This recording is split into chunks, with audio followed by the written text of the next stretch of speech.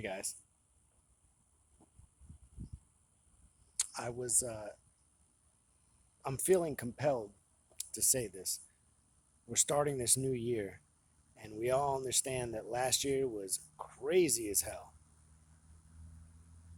This next year that we're going into now is not going to all of a sudden be different. Politics are changing, the world is changing, and I'm hoping that I can impress upon you the idea that whatever you did last year, be better this year. Do it better this year.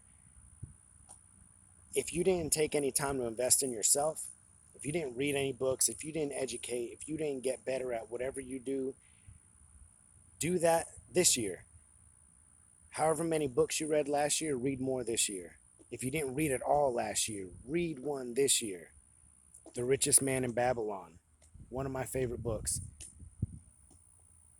Think and Grow Rich. As a Man Thinketh. If you want to more have more of an influential experience from a book on a psychological level, As a Man Thinketh. That's a good one. It's a pretty short read.